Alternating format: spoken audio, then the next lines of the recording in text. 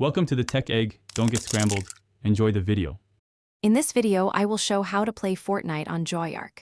Start by updating your JoyOrk firmware, then install the Fortnite APK or follow approved sideload steps.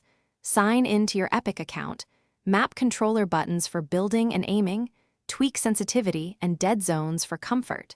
Test in a private match to confirm controls and network stability, and only then jump into public matches confident in your setup.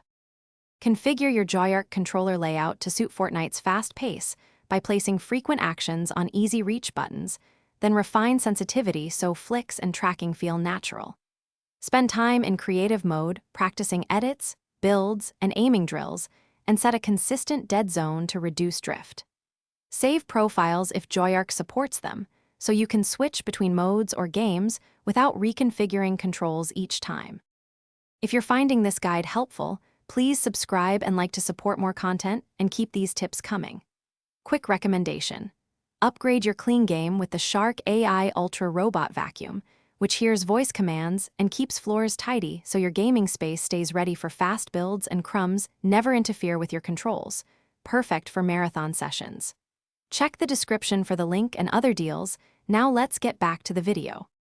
Optimize performance by choosing lower visual presets to boost frame rate and responsiveness on JoyOrk devices, then close background apps and limit other network usage to reduce lag. If available, try switching Wi-Fi bands or use a wired connection for the most stable ping. Regularly clear cache and monitor device temperature to prevent throttling, and run a short combat test to confirm smooth aiming and reliable building before competitive matches. Thanks for watching. Consider subscribing if I helped unscramble your problems.